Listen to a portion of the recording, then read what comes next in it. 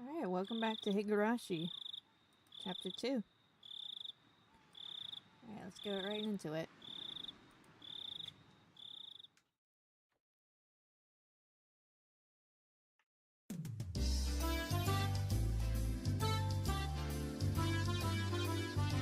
Wow. Sorry, I started eating. It's Kei-chicken. Good morning. Good morning. Rena was ecstatically waving her arms at me, already brimming with energy. What do you mean good morning? It's already evening. Just say hello or something. But, this is the first time I've seen you today, so I think good morning is right. That's right. I got it. Okay then, good morning it is. Good morning, Rena. Hey Sage, welcome to the stream. How are you? Doing alright. Got a big potato here.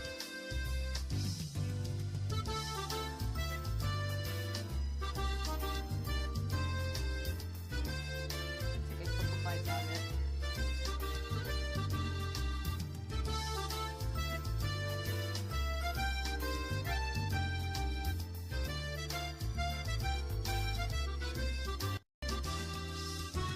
Only got 3 Pokemon cards today, the rest was duplicates. Oh dang. No cheese text for you. Down Dougie. Plus the bad news. Uh-oh.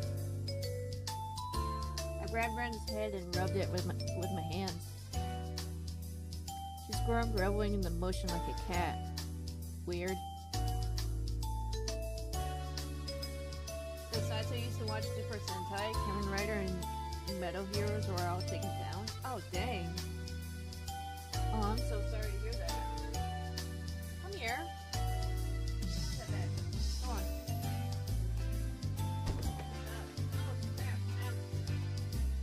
Hurt myself.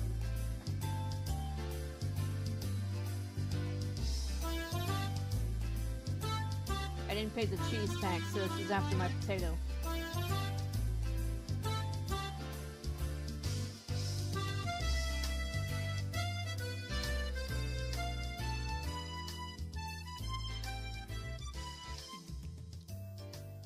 Hey, Kei-chan. Sorry about yesterday. I left without telling you. No, it's my fault. Sorry for making you wait so long. Are you sent about setting up for the festival yesterday? How was it, Kei-chan? Did you do your job properly? Try to find any other sites, but unfortunately you can't find anyone. The only site was Pluto. Oh shit.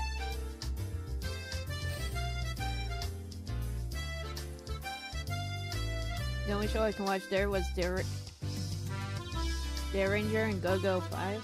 Shit. Maybe they'll end up on Tubi? I'm not sure.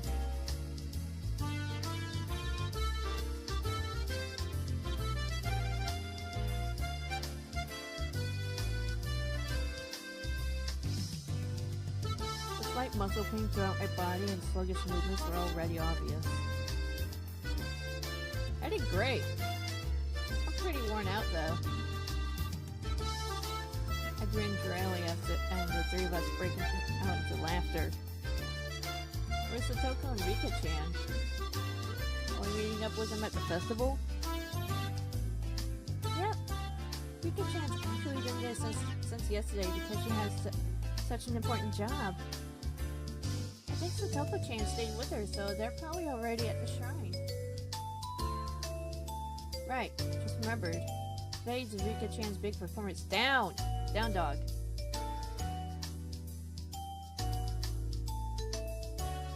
Oh my goodness. She'd been practicing especially hard for this day. As her friend, I needed to make sure I went and cheered her on. See, J-Ban, Kamen Rider. Can't find them anywhere? Oh shit.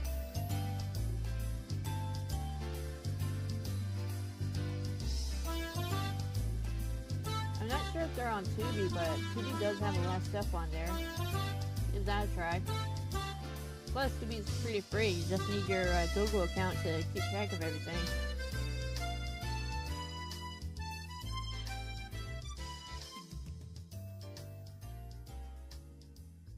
Gonna take a couple.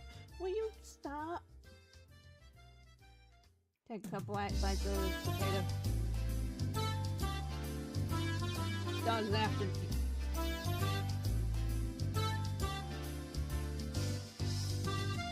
He's after me because I didn't pay the cheese tax. I did try Tubi, but it said not available. These two sites, but they're in Indonesia, whatever. Really? Damn.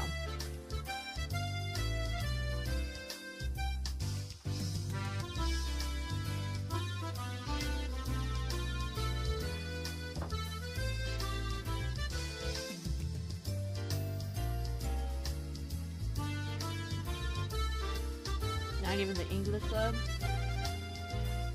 Dang. Hit with the region lock.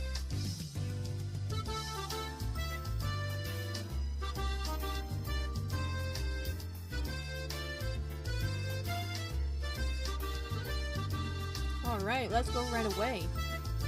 Yeah! Somebody dropped something. As we got closer to the shrine, we started passing by more people and seeing a lot of parked cars. So in this case, I'm screwed. I'm really sorry to hear that, Sage.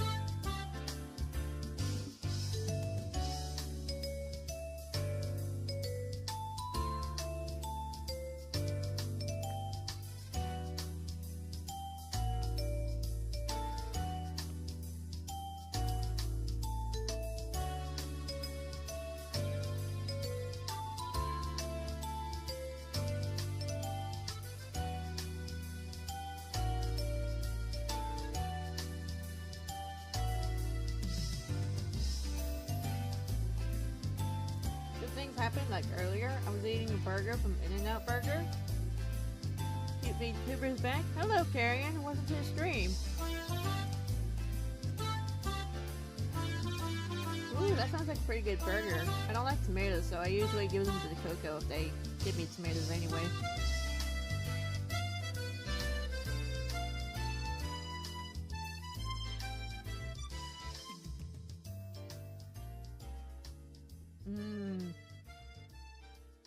Yeah.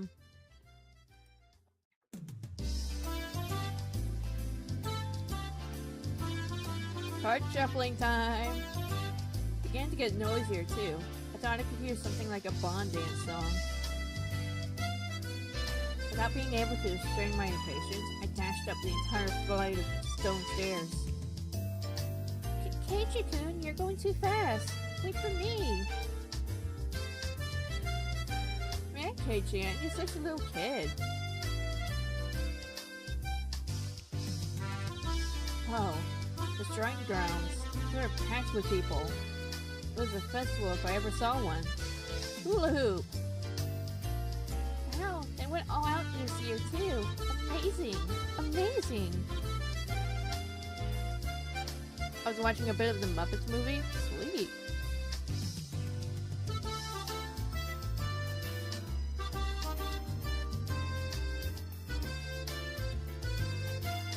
Might want to turn the volume down. Game volume or my volume?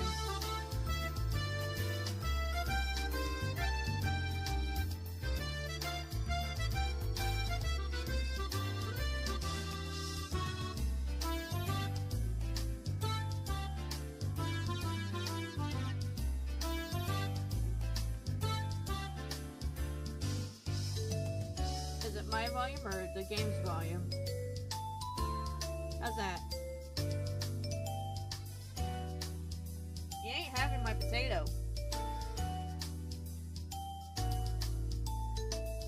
No! Away with you! Demonic thing!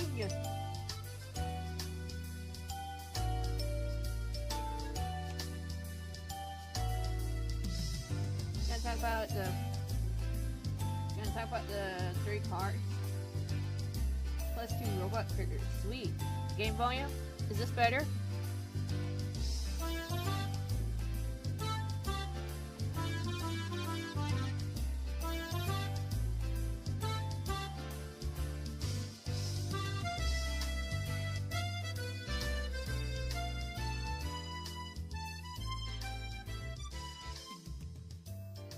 been spoiled rotten, you know that?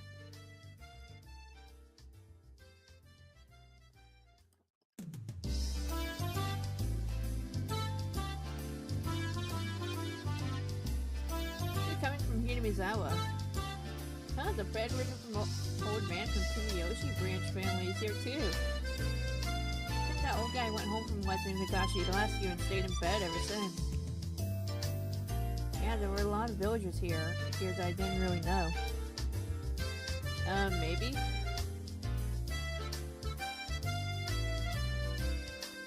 Alright. How about this? That better? Sweet.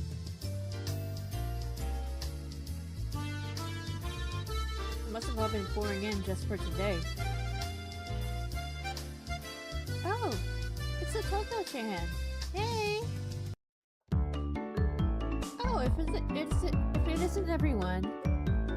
Yes, hello to you all. Hello, Satoko. There's a lot of people today. Don't get lost in the crowd, okay? Who do you even think you're talking to? Satoko's too seems somehow energetic. Of course, I'm the same way. Riddle, psychic type with 30 HP. Huh? Where's Rika-chan? She still has free time, doesn't she? Rika was giving her respects to the mayor and other important people. She shall come before long. I see. Rika-chan is the shrine maiden for today's festival, after all. Probably pain for her to say hello to all the elders. It really is a pain. Hello, everyone. Oh, Rika-chan. I'm gonna take you home. Rika-chan wore an immaculate shrine maiden outfit. It looks fresh off the shelves. It's a perfect fit for her somehow mystical appearance. Sweet. Cyborg does 20 damage with 1 psychic and basic energy. Naruto Brittle walking in the forest. Come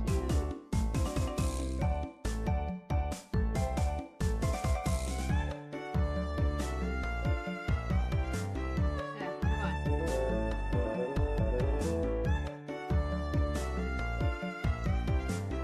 Let's take a couple more bites out of this.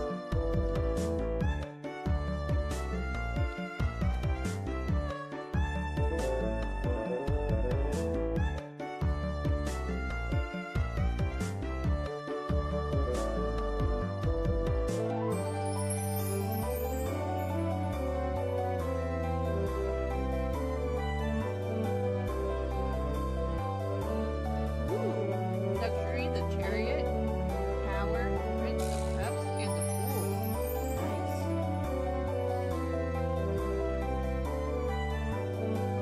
How does it fit? It's not too long, is it?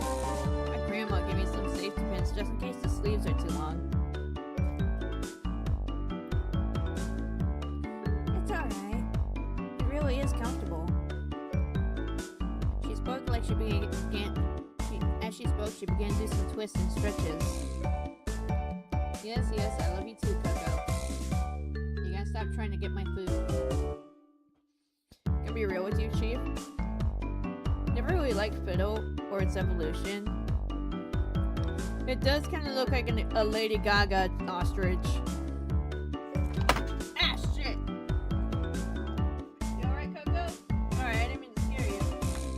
I dropped my water bottle. No one evolved form is an ostrich, and the first to be exact, but the hair bugs me. I call it the Lady Gaga ostrich.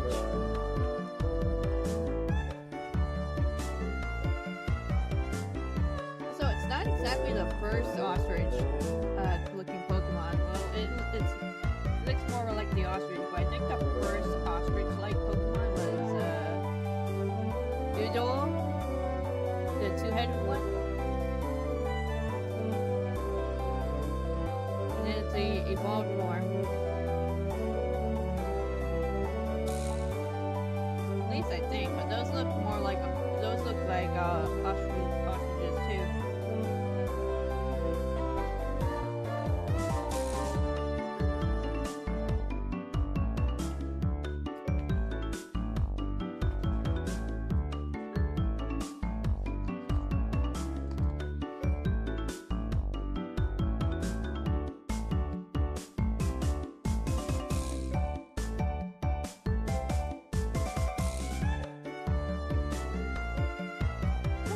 It's great. It's so cute.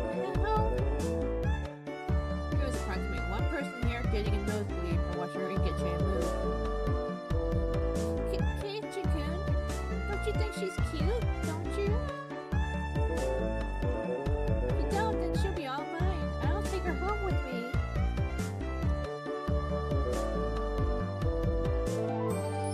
Not funny, but yeah, I never caught it. Do the all right.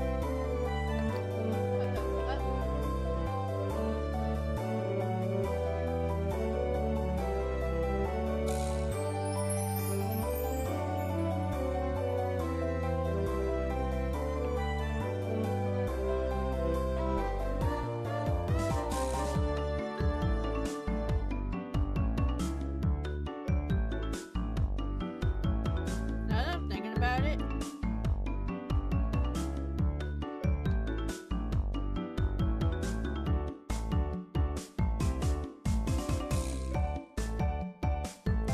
you know what they say? 25 eyes in a man? What?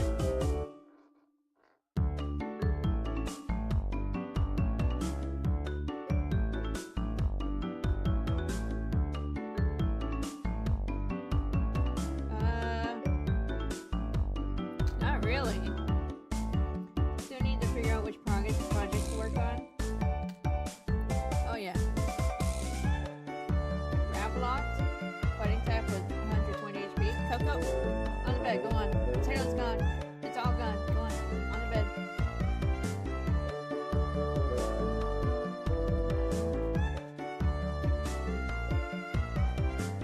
She's mad because I didn't pay the cheese tax. See, it's all gone.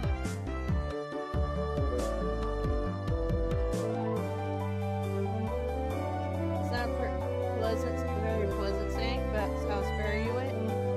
Well, okay, if you say so. But welcome to the stream.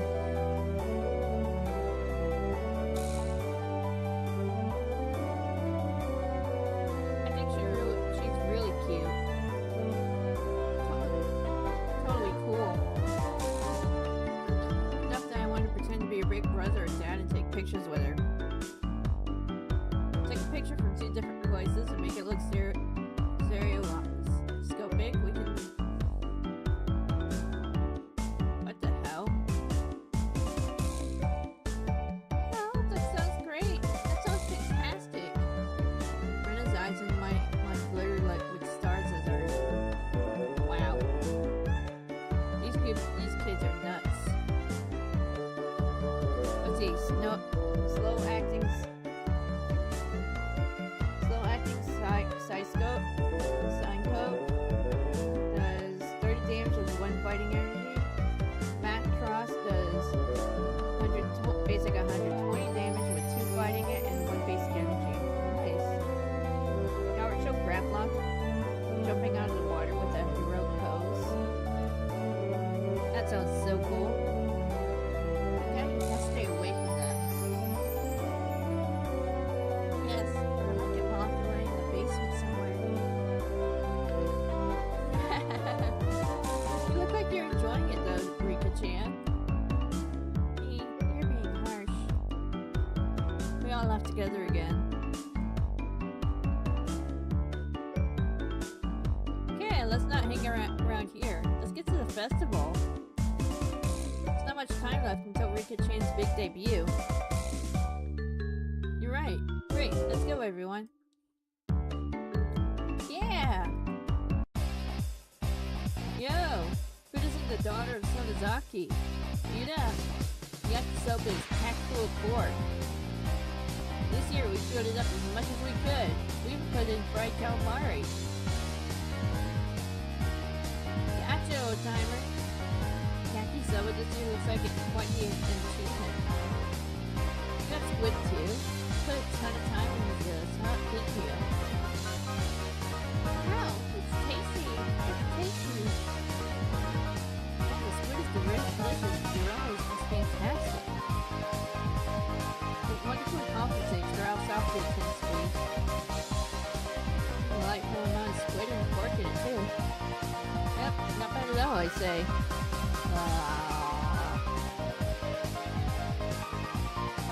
See, a Pokemon from Gen 8. Never liked Grapplots. I don't know what. I mean, it's cool, but my gripe is it's a pure fighting type, but not a water type. Why didn't they make Grapplite a fighting water type?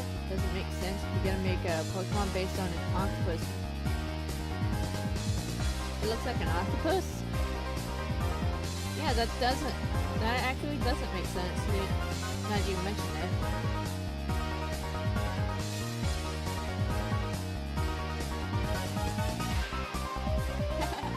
Okay, Jane, it's not like you could walk into a cookie program and become the host. Yeah. When I see Keiichi-kun acting like it's so good, it somehow tastes even better. I don't discriminate among this delicious food. The only thing that I say is tasty has got to be worth trying out, right? Hey, Keiichi, please give us your opinion on this yaki soba again. I'll do it in 2 words. Absolutely scrumptious. If I had a second stomach, I'd buy another one right now. Yum. Having heard my 3-star rating, a whole line of people suddenly formed in front of the yakisoba stand.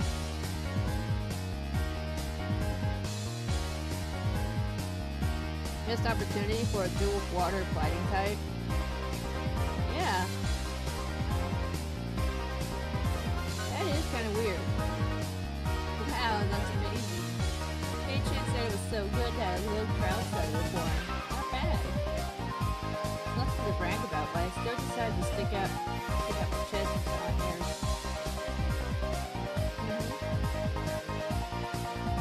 Oh, is that so? Then perhaps I shall try it out. Mister, could I perchance bother you for one takoyaki? Ooh, takoyaki. My great-grandfather made the saying 25 eyes in a man in what is now Alsace, Lorraine.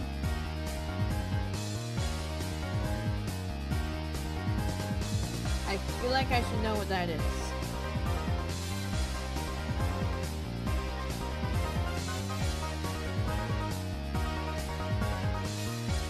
Last Pokemon Tools TM Crisis Punch.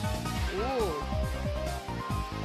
Toko bought a stick of takoyaki balls and fried octopus from the adjacent stand. After blowing on it, put one in your mouth. Oh, this is the Toko-chan. Give it a good rating, then Ryan will bite too.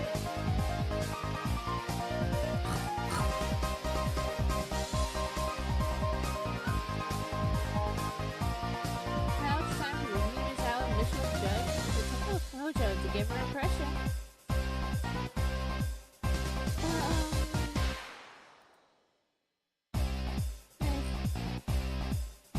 Though she was all for it a moment ago, the Toko hesitated to give her thoughts. The Pokemon this card is attached to can use the attack on this card.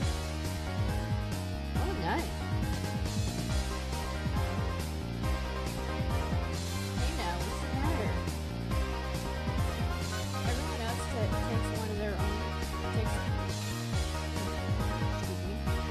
Everyone else takes one of their own and puts it in their mouths.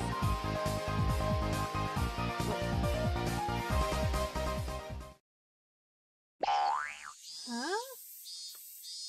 I got chipped. Mine's bad too. There's no octopus in it. Takoyaki vendor.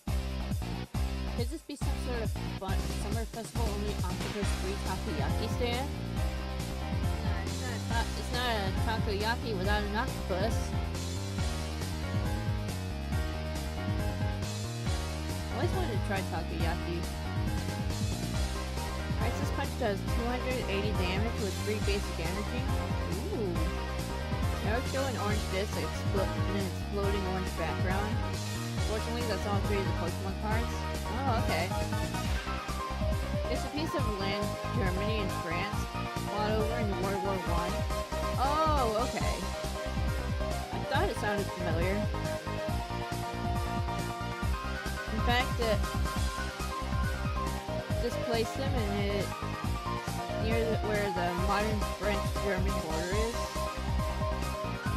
But now it's onto the Wendigo card. That fucking noise, boing, boing. Yeah, the noises are kind of funny.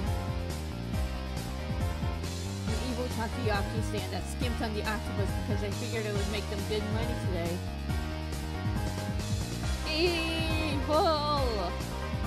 Yeah, I had some. Yeah, it's pretty good, considering there's octopus in it. How am I supposed to explain that this octopus-free takoyaki is any good? I really wondered about that.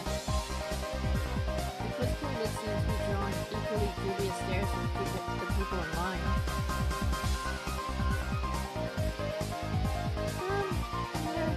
How about this?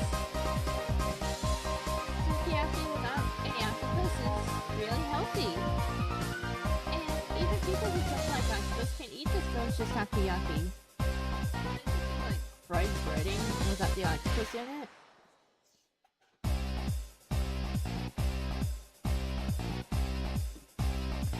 Let's see, Laughing Flower, level 2 plant, normal type monster with the Earth attribute, 900 attack and 500 defense. Oh, I just remembered. There's a game called Takoyaki Roulette. Where basically, I believe one piece of takoyaki is extra spicy than the other ones.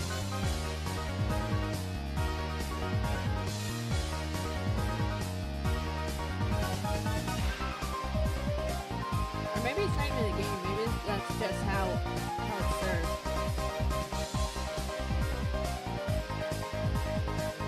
I need to remember shit better.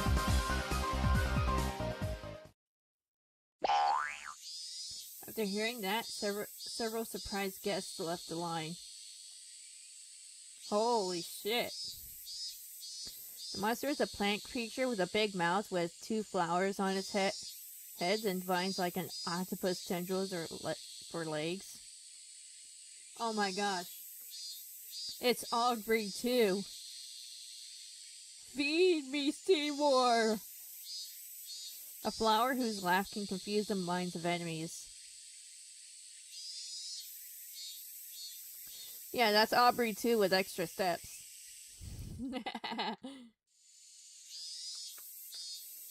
It had the exact opposite effect.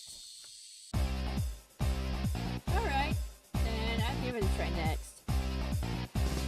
A self-inspired take on takoyaki in which you can clearly taste the simple flavors of the flour, green onions, and pickled ginger.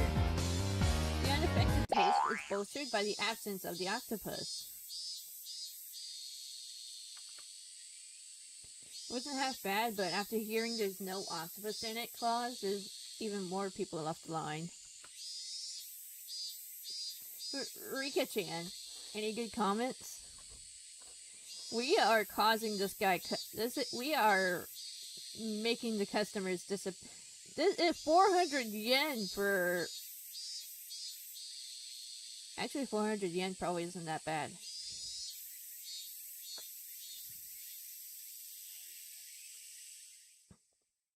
The card appeared in volume. Hello. The card appeared in volume 6, set in 1999, and appeared in many games, including Forbidden Memories. Nice. Recommend looking up the Laughing Flower. Okay. You can be honest. Like now. I was just talking about the 400 yen. 400 yen is too much for this. Yeah, that was too honest. Even more customers hit the line, stealing at a lethal blow. There were other takoyaki stands around, after all. Well, I mean, we might not want to be doing this. Hey, Satoko, you started all this, so give us a great big turnaround.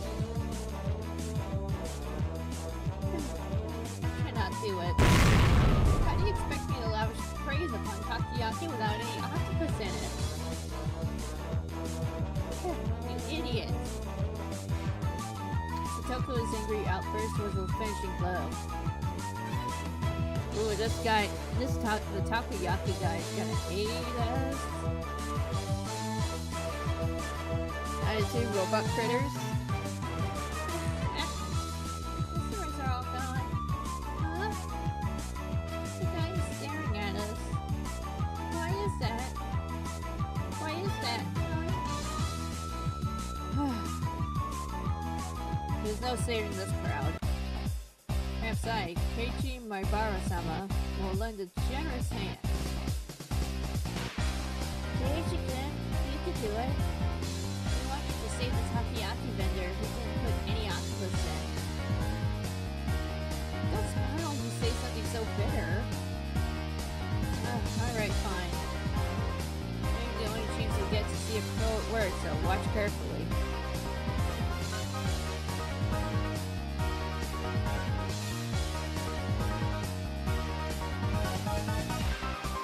Stick into an octopus-less takoyaki and crammed it into my mouth. As before, there wasn't any octopus in it. But meat on had some in it. That was the important thing. The man who runs this takoyaki stand, he truly loves takoyaki in every meaning of the word. No, he said that he adores it. Eh? Everyone gasped in surprise, including the takoyaki vendor glaring at us. Starting with the Bat, a heavyweight robot that competed in Season 2 of the US season of Robot Wars. The Supreme Warrior starring Mick Foley. Nice.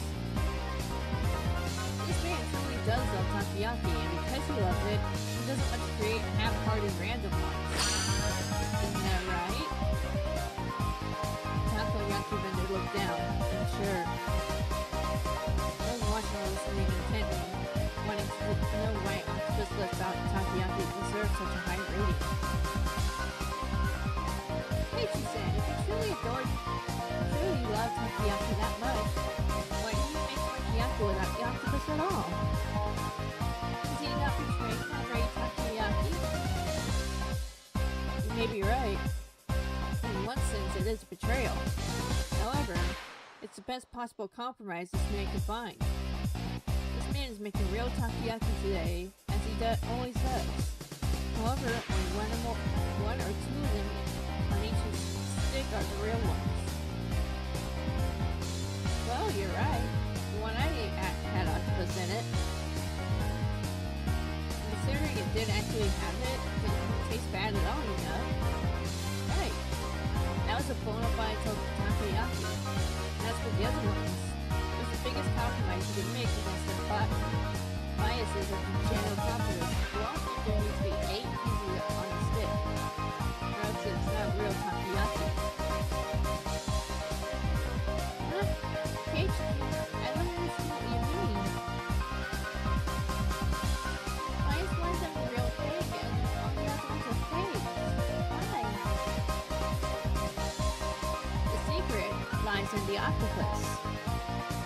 This octopus is true Akashi octopus, isn't it?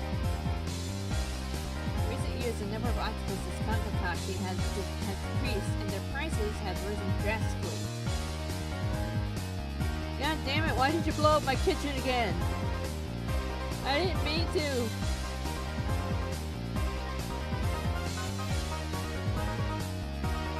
I was trying to make bread. Did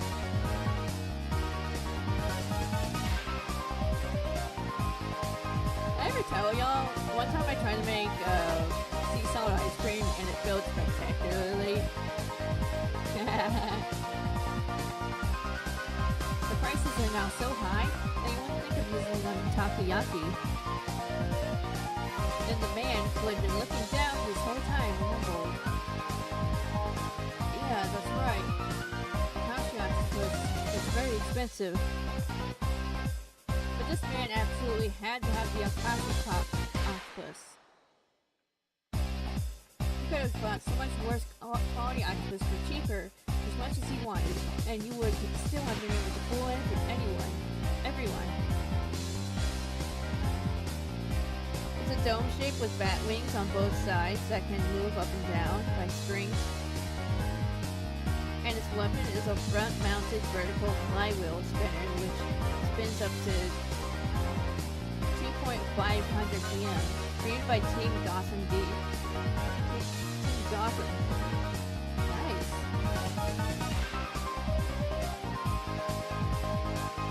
Being Dawson Robotics. Originally from Team TMZ. And hailing all the way from Stevenson Ranch, California. Ooh. Let's see. There are plenty of other scammy takoyaki vendors who claim that theirs are from Akashi, even though they're not. But this man wouldn't accept it. He wouldn't tell lies. Akashi octopus are supreme. He would never relinquish this one stubborn conviction. This man loved takoyaki. That's why he never lied. Yet there was one point when he absolutely had to compromise on it. What's my tacky? Remember, the popular opinion is that stick of takoyaki should have 8 pieces on it. Even if it's real Akashi octopus, you couldn't charge 400 yen for just one piece, could he? If you didn't have 8 pieces, nobody would buy them. This man wept over it. Just one true piece of takoyaki, he would never let himself fly through the other 7. Oh, whoa. Now just 3 takoyaki burst into tears. The bot has a win-loss record of 2-1. That's not bad. Gently clap on one of his shoulders. No matter what anyone else says, I will never forget how genuine you are. You, sir, are a true vendor of takoyaki. You're the only one in the road who's right to call himself that. Yay! As I embraced the shoulders of this man shedding his manly tears, I was watching deliver a round of applause, moved by my speech. Everyone, I beg of you, please eat some of this true takoyaki vendor's takoyaki. If you don't trade with genuine men like this, how can we protect the true path of the takoyaki? Nobody else will eat them. I will eat them all.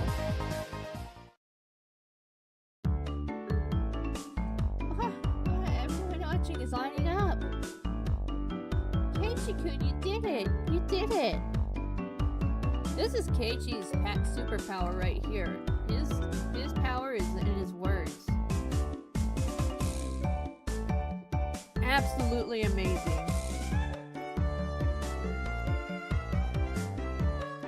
And he won in a triple threat match against Medusa, Oblongata, and Rocky Bot Boa. and then beat Mad Cowbot in the Heat B semifinals. Lost in a rematch with Rocky Bot Boa. Damn. Rocky got his revenge.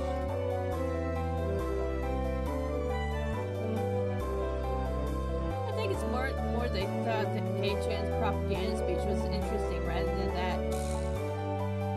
that the takoyaki actually looks good. Kei-chan, you could probably sell rocks if you tried. You would go over well at the entrance of Akihabara Station. Mika, I've never heard of this Akihabara. Where is it? Absolutely stunned at my successful pitch, the guy manning the stall next to this one called out to me. Hey, you guys! Do that for my sweets too. Great, you all get the gist of it, right? It's your turn this time, Rena. Okay, I'll do my best. Well, when apricot sweets are cold, they're so very, very good. The apricot is sitting so quietly and nicely on top of the syrup. Oh, it's so cute. Want to take it home? Looks like she lost herself midway through. But a girl giving it such a natural praise was itself bringing in some customers. Oh my god, I want some apricots now. The team has been around since 1994. Their first spot was called TMZ. Both unfortunately lost their first match. The lightweight version losing to Pain Mower. The heavyweight version lost to the master. Dang. That's gonna suck. The lane was quickly forming behind Rena. Next up is the Okonomiyaki stand. Satoko, you're up. Rather well. The crunch of the fried tempura batter mixed with the yakisoba is something to die for. With a huge piece of bacon laid on top. When you bite into it, it all comes spilling out. Chomp, chomp, chomp. Yeah, that's freaking great. Now I want to try some too. And a huge line formed at my words. What on earth is this? So basically all these onlookers were just following us around to all these stands. Yo, we are like the best free advertisement.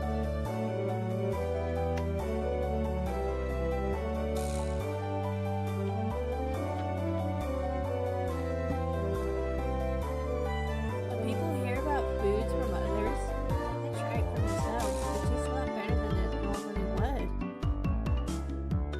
would. So that's it. Even Rika-chan was gorging herself on the food, getting sauce on the bib she put on to prevent her shrine maiden outfit from getting dirty. Nice! The older guys are getting into it too.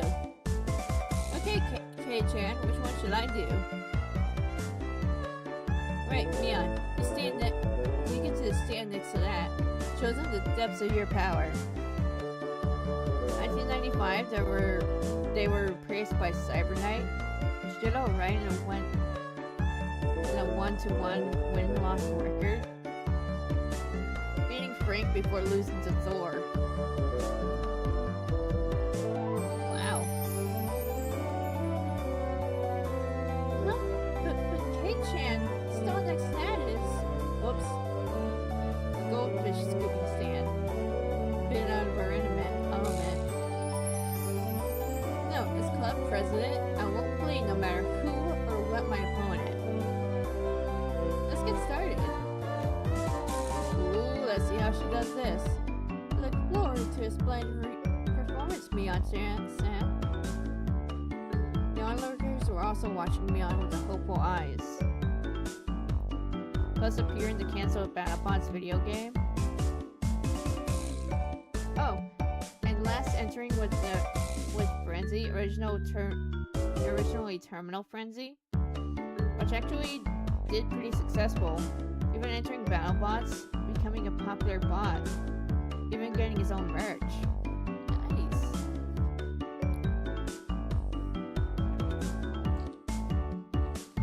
Welcome. Ethernet and a bowl. Okay, here we go. The goldfish are energetic today. They really look delicious. Small things like these, you can crunch them down whole. Huh? Ming-san? Mion-san? What in the world are you saying? Ming-chan, you eat them? Did you eat the one that I caught last year too? No, I didn't say anything like that. Mion's face went red. She shook it vehemently in denial. Well, I mean, you just said so yourself that they look really delicious. Yes, you did indeed say so. My sister is omnivorous. She eats anything that can go in her mouth. Oh, wow. They taste good, then maybe I'll try one next time.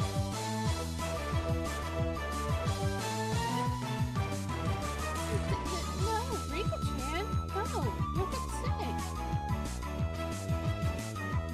Also, hi Shion. Let's see, Frenzy returned in Series 4 Robot Wars, made it to the finals of the War of the Independence before losing to Mortis, and appeared in an unaired Spike TV pilot of Robot Wars.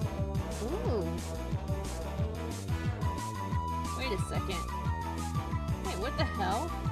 Shion, how long have you been here? Hey, K-chan, Shion, everyone, good evening. Where did you come from, Shion?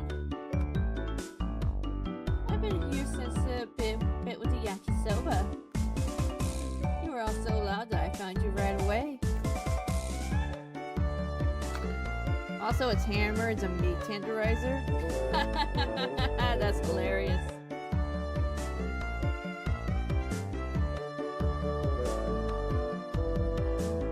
Jeez, you got nothing to do with this, do you? Go somewhere else already. Jeez, Mion, don't treat me so cruelly. Right, K-chan? You're okay with me being here, right? She asked, grabbing my arm and pushing her chest into it. Oh no!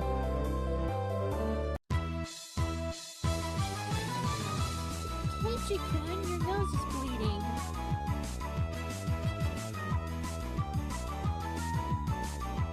Wow!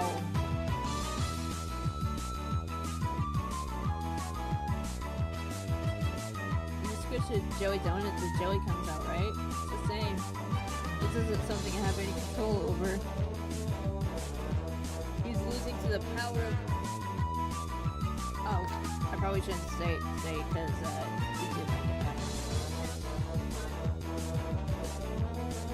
They also entered in the super heavyweight with the bot, our Africanized killer bot, later named Marauder. Ooh! Is that right? Oh god.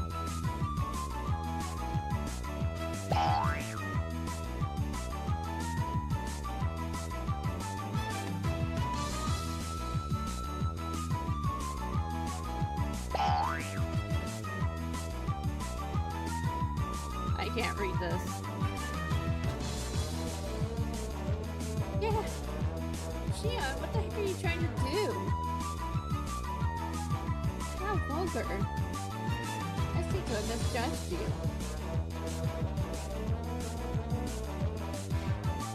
Rika, no!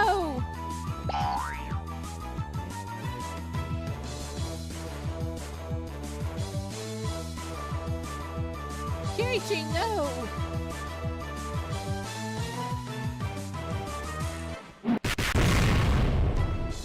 Oh! Somebody got smacked.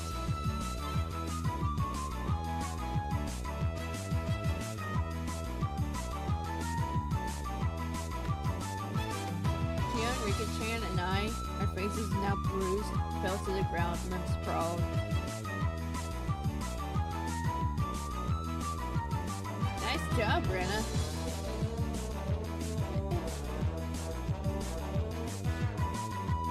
God damn, that's embarrassing. Rena punched me. It really hurts. Rika, you get what you deserve.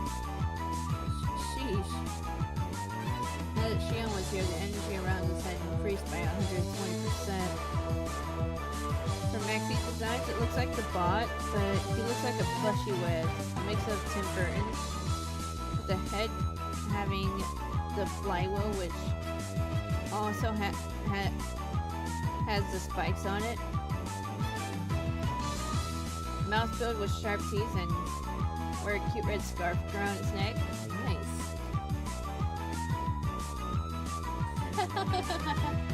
Your friends are so much fun, Mion. I never get bored of them. Ah, right. If you weren't here, it would be way more fun, you know?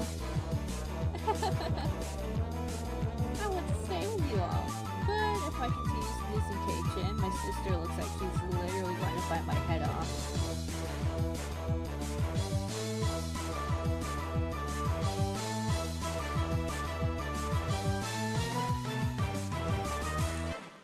So I'll retreat for now. I'll be back. See you, Mion. Don't be back. Get the salt. Someone get the salt. Teaching her older sister so much, Shion ran away into the crowd of people and disappeared. Oh, that was something. I feel that I have borne witness to a rare side of Mion-san. Is Patricia? She looks kind of cute.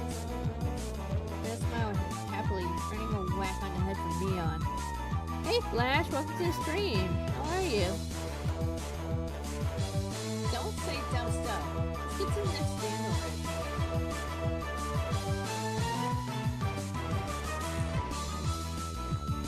We went about just like that, really noisy and lively to the other stands. We were paying money towards the beginning, but anyway, thirds of guys running the shops thought we were just too funny and ended up being able to fool around without paying much more. Oh, my seduction. As for the file, he described it as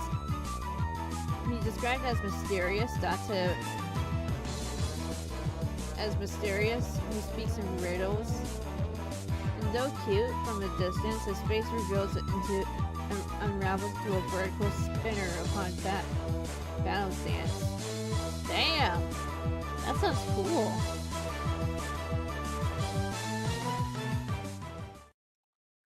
Thump! The vigorous sound of a big taiko drum echoed throughout the air. Rika! The second time. Yeah, looks like it. Right, it's just about time for Rika-chan to appear in the offertory dance. I'm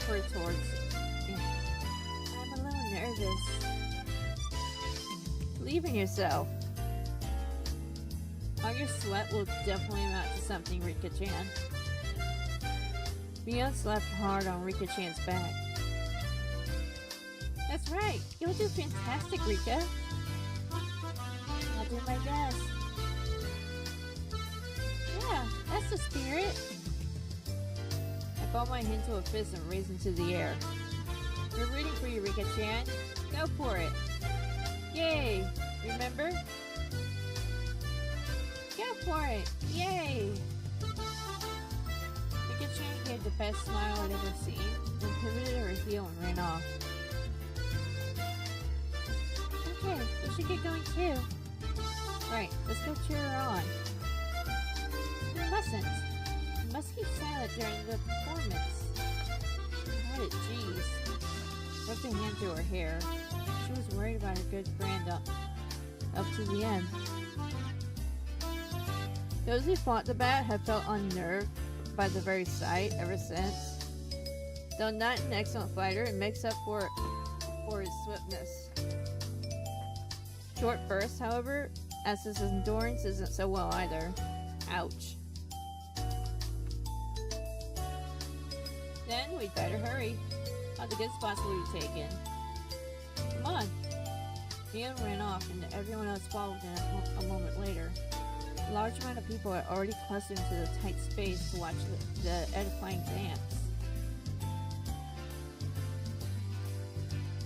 Wow, this is a lot of people. I turned around to look at everyone, but nobody was there. Where did everyone go? They probably got lost among all the people. Finally, I spotted the back of Mion's head on the other side of the crowd. definitely doesn't look like I can get over there. Well, we got separated.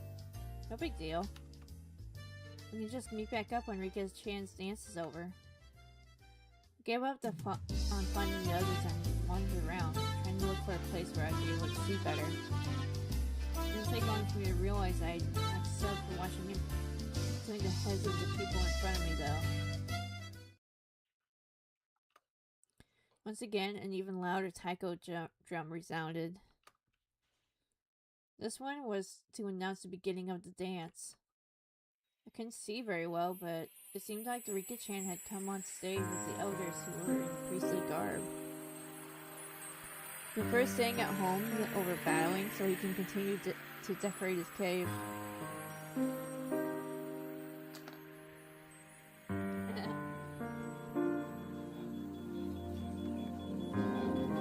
I heard the low exhaltations of admiration, the seniors rubbing their prayer beads in gratitude. Everyone's heads were in the way, and I couldn't see. It's really frustrating. We should have cut playtime short and come here to get good spots earlier. After Rika-chan intoned the prayer, she took the festival home and deposited the pile of clothes down the altar. That's right. Part of the ceremony was a prayer-fied bedding and water memorial service, wasn't it? Then the psalm offertory dance began. She had practiced using mochi pounding mallets. The awkwardly shaped festival hoe Rika-chan held seemed really heavy. Back and forth, up and down, it was doubtlessly difficult even to lift it in the air. She sweated and waved, raised and dropped it again and again. She couldn't just deal with it and do it grudgingly. As a shrine maiden, she needed to retain dignity and solemnity present at the festival. Present at this festival. There must be a ton of pressure on Rika-chan's shoulders right now. Damn. How about cheering her on from a place I could barely see her? We're friends, so I should be right up at the best spot rooting for her. Kei-chan, over here! Someone tugged lightly on the back of my shirt collar. Last is the double bots, Firestorm and Snowstorm. For now, I'll talk about Firestorm. Firestorm is an orange and red wedge-shaped bot that competed from Series 3 to 7. Robot Wars plus both series of Robot Wars Extreme. Nice!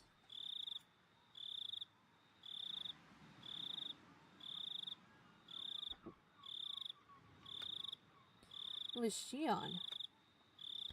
She beckoned me outside the crowded ring of people. She had a mischievous grin on her face, and I took it as her saying she knew a good place nobody else knew of. Shion, what's up? Shh. Just be quiet and come with me. After she told me so, she ran in a big detour around the throng. Man, it's great to have someone who knows the lay of the land to hear at times like this. Impressed though I was, I nearly lost sight of her right away. No more getting separated from me. I ran after her so that I wouldn't be left behind.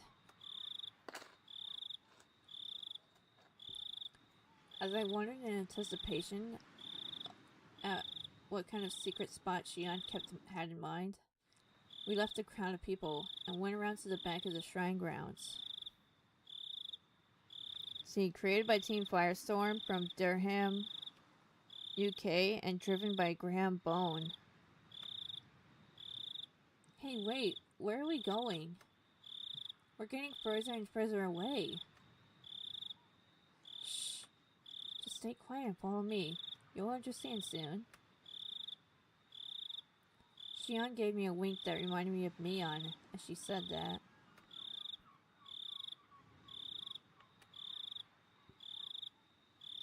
No sign of people, and not much moonlight. It was dark. We'd gotten pretty far away from the crowd of people on the shrine grounds. How are we supposed to see Rika's dance from here? I see. There's one high spot around here, isn't there? Like a rooftop somewhere we can look down at? What? Why do we have to climb onto the roof? Well, how else are we supposed to see Rika-chan's dance? Did you really want to see Rika-chan's dance? Kei-chan, could it be that your strike zone is really low? What? I don't think we're understanding each other here. Aren't you going to show me somewhere I can see Rika-chan's dance from easily? What? Who made that promise? Wow. The weapon is a front hinged lifting arm, later front hinged flipper, and the first of its kind. The robot acts as a predecessor to the grounding from Series 2. Ooh, nice. What is going on? Why me? Why do I always misunderstand Shion? Is it my fault? Am I just reading the wrong things into it? Then why did she call me all the way out here? With an expression that indicated she wasn't rolling around, Shion pressed her index finger to my lips, said slowly and quietly, "This place is a dark, dead, empty spot. See it on festival grounds. Now male and female of the same age are all alone together. Eh? Oh no! She's not planning something crazy again, is she? Shh! Look over there. See?" Shion whispered, pointing into the dark underbrush. Now we saw two figures, one male and one female. What's that? Is that? We're right at the scene of a rendezvous, of course. See? Closely? Can you tell who they are? I peered intently into the dark at Shion's suggestion. Oh, it's Tomitaki-san and Takano-san. The two of them were clearly breathing quietly and glancing around, making sure nobody knew they were there. As I crouched beforehand at the entrance of a wooden storehouse-like building.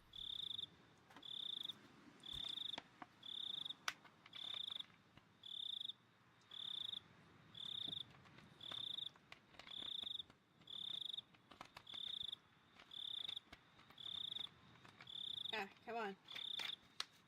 Nothing wants to cooperate today. Robot did extremely well with a win-loss record of 35-11. Oh, nice. Wait, Shion. Could this be what you wanted to show me? Kei-chan. You can see Rika-chan's Chama's dance any year, but you won't ever get another chance like this, okay? I thought the Sonozaki sisters each had their own personalities, but times like this, they seemed all too similar. I'm going back. Don't call me for something like this again. If you move now, they'll see us. In our noisy argument, Takano-san suddenly turned around. Oh my, who might that be? We held our breaths as we tried to wait it out, but it seemed like Takano-san was now acutely aware of our presence. Shion and I exchanged glances and then gave up and climbed out from behind the brush. Well, hello there. The moon sure is beautiful tonight, isn't it?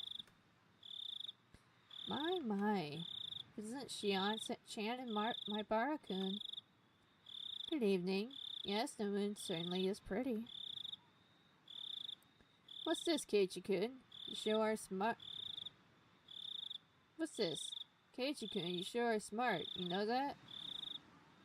Having a secret day in this place like this? And I guess we accidentally interrupted something important.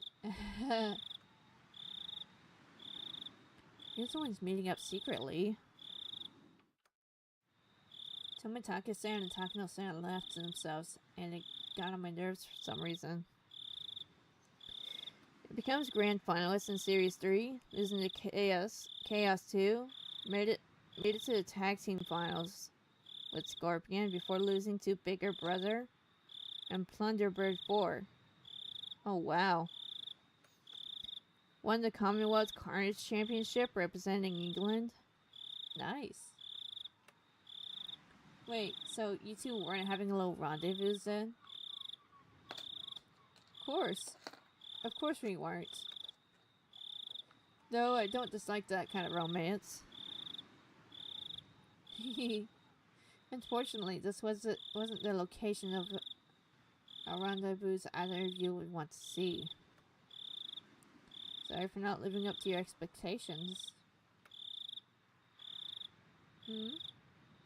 This wasn't a rendezvous, then what were you doing? Tomitaki-san, were you messing around with the padlock on the door just now? Huh? After she said that, I looked at the two of them again. I definitely saw it. They were hunched in front of the warehouse door, fiddling with a pretty heavy-looking padlock. Guess we've been found out, huh? We were trying to break into the warehouse. But don't tell anyone, alright? Don't tell anyone? Are you thieves or something? Demanded unthinkingly, just because of how absently Tomitaki-san was grinning. When Inspire other front hinge flipper bots was pushed to exit and battle bots with car theme Robot P1. Ooh.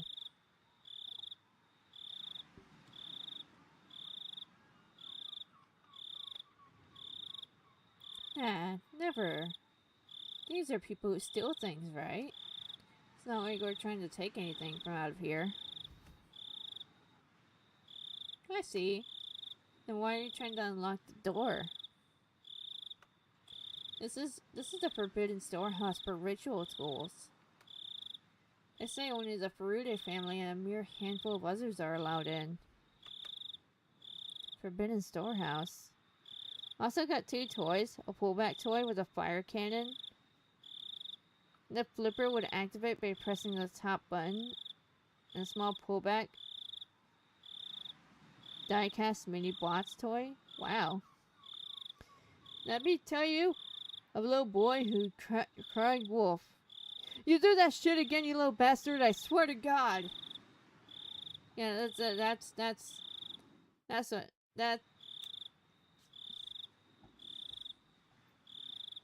that tracks. And would appear in 4 video games. Ooh, that's impressive. I took a few steps back and looked onto the entire warehouse. She's trying to unlock the stage of 6 pads tools.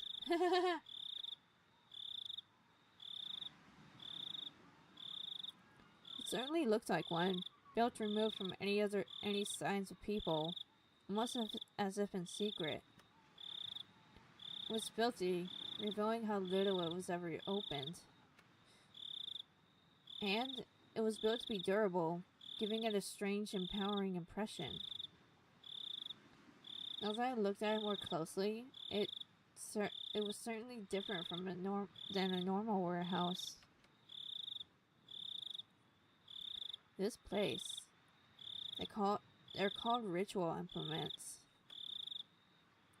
Basically, this warehouse is where they store such tools used in rituals. Well, more accurately, maybe it's the temple where the implements are enshrined. The ritual home Rika-chan is using today for the offertory dance was inside here until today. Of course, if anyone but the Furude's family enters, they bring impurity into it. So obviously no one is allowed a single step inside it. It's a sanctuary. Shouldn't we absolutely not be coming to a place like this then? However, Takano was wearing a childlike expression, an innocent smile at best, and a terrible, cruel grin at worst. I told you I was researching Hinamizawa's folk tales and legends out of interest for them, didn't I? A lot of the answers to the questions I'm curious about are hidden away inside here. I waited all this time until today for this chance. A chance? Everybody's eyes were fixed on the dance at the shrine grounds today.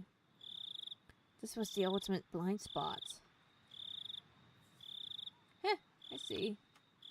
I didn't know you had lockpicking skills, Tomotaki-san. Stop it. I don't want to be doing this, okay?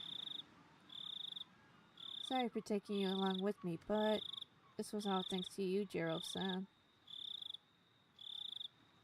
As for Max Paw's version, she's a red and orange vixen with fire-like fur from her bottom legs.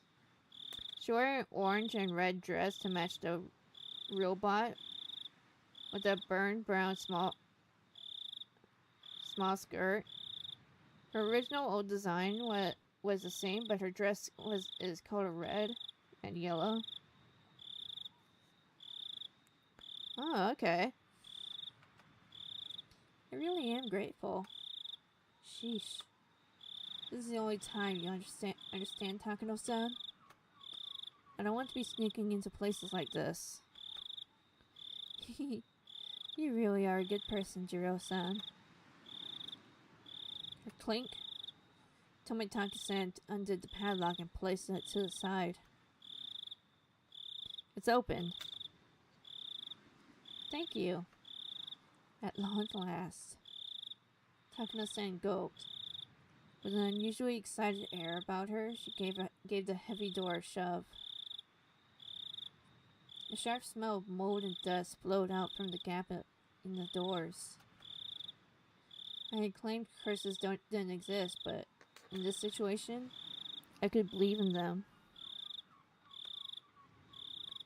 If we weren't in such a holy place with our shoes on, it feels like we could be punished somehow. How about it? You're accomplices too. Came all the way here, so why not come in and take a tour?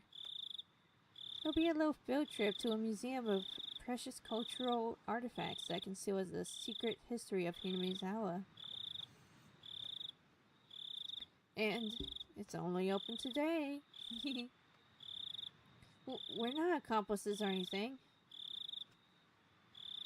Aren't you interested, though? Come on, let's take a peek.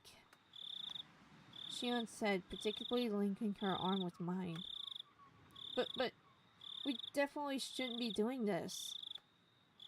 This is a holy warehouse, isn't it? You said ritual implements, right? I really feel like we shouldn't go in.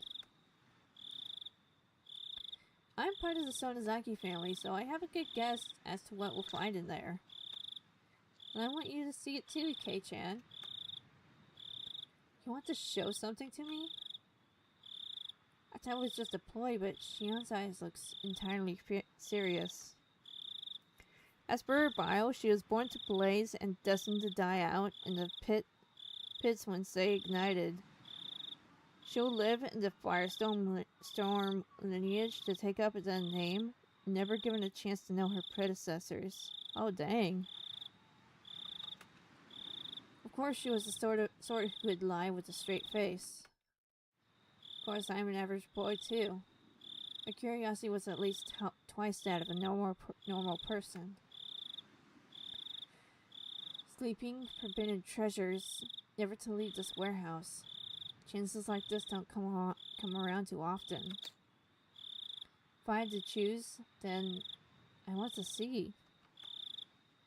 Till the locked door is open, though, I don't know about this. If you're not interested, Kei-chan, then you can leave now. I think you'll wonder about it later, though. Tomotaki-san spoke after listening to our discussion. himself, having sat down on the stairs to take a short rest. So she decided to break the cycle and bond with V. However, V is permanently damaged during his retirement battle. Fortunately, he looked on.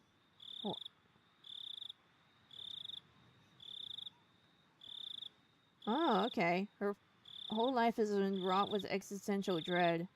She was just not the fault to the family curse and me a gruesome fate, but combats has been her dream since she was a kid, so much so she pushes. Okay. I'll keep watch here. Go in and check it out with them. I'm not too interested. But it might be pretty interesting for a young guy like you, Keiichi-kun. He said that, laughing mischievously. There was no ill will in his laughter. Tomitake-san, do you know what's in there? Kind of. Takano-san told me all about it. Must be a pain to have to go along with your companion's unique hobbies, huh? Tomitake-san didn't answer that, only responding with a pained smile.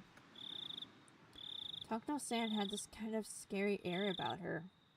Like she dropped absolutely everything else for something she had an interest in and go straight for it, but Tomitake-san, on the other hand, seemed like a gold standard for what a normal person should be.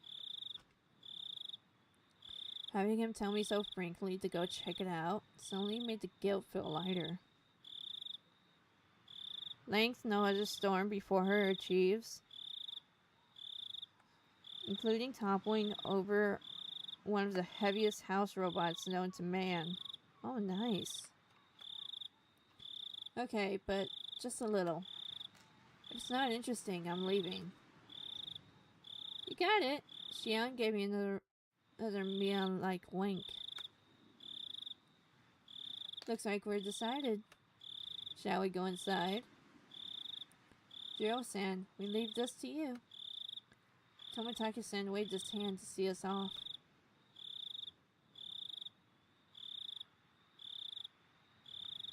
The inside was pitch black, but Takano-san turned on the battery-powered lantern she'd brought, revealing a pretty cramped front room.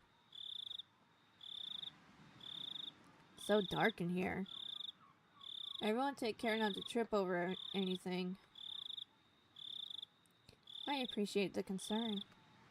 Okay, doorman, keep a good watch. We're shutting the door now. Takano-san smiled spitefully, as if leaving Tomitake-san out of something fun, and began to close the door. Man. Alright, everyone. Have fun. There was a low, heavy, and loud noise. We were completely cut off from the outside world, and covered in silent darkness. Takano-san's lantern was the only light we had. It'll be fine. It's an outdoor lantern with backup batteries inside. It won't go out or anything.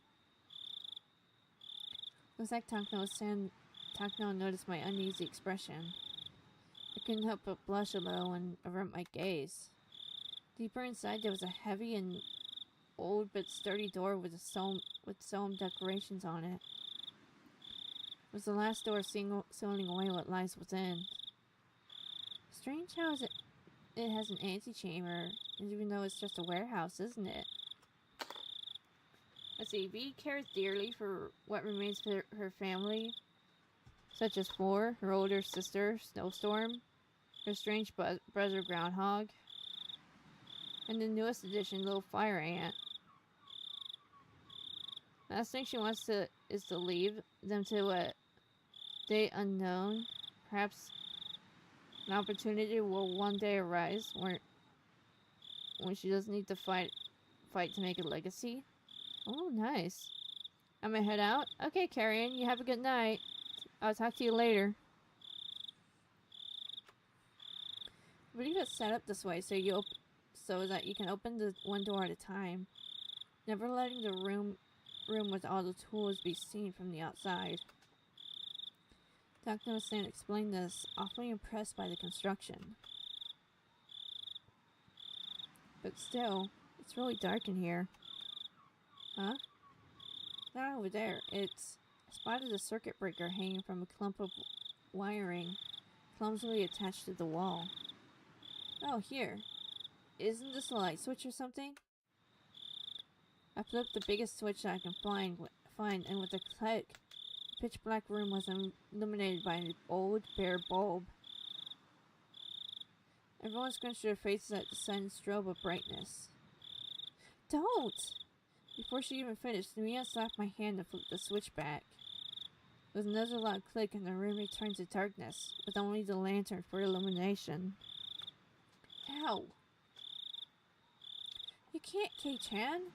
You snuck in here, remember? You turn on the light, that might give us away. I'm scolded by Mion fairly harshly. Looks like she was worried about whether someone had seen them from the momentary light. It's alright. It was only for a moment. Takano-san remained a relaxed adult. It seemed like she was confident that she could talk her way out of it if someone sees us. Let's go in. Here we go. There. The even heavier door opened, and this time it wasn't just dust that came out with the air. It was also a nasty smell. One smell was like opening a dust-filled cupboard in the back of a kitchen that hadn't been opened in years. The other smell, the nasty one, was hard to explain, but it was like the raw odor of a fish market. From how the sound echoed, this room felt far larger than the first. Takano-san held up her lantern and revealed the contents of the expansive room. Whoa. The back wall of the storehouse, right in front of us, was a Buddha-like holy object standing there, looking down at us. I was taken aback by its unseen force, lit up by the slender beam of the lantern. In some of her old bio, she liked to make jokes with Theotor, as seen in the old sketches, but making fun and tease the house robot, Mr. Psycho. Oh, okay.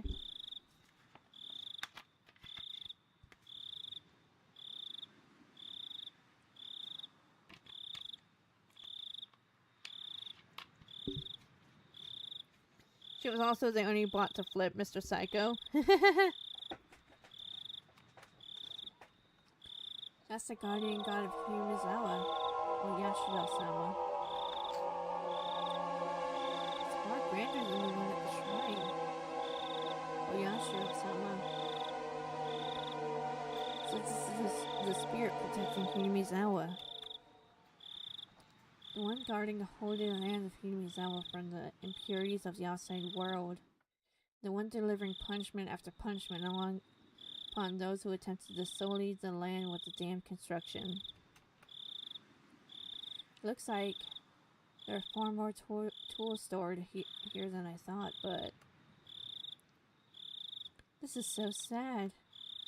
None of them have been maintained. How unfortunate that they're in such a state. Even in the dim light, I could see lots of strange objects lining the walls, ceilings, and shelves. Takano-san, speaking as if in a trance, was infatuated by the various implements filling the dark room. They weren't very festival-like or traditional, but instead, this was more like the workshop of a blacksmith or a carpenter. The real-life Firestorm, which was 94 kg, but if you want to know how much Mr. Psycho weighed,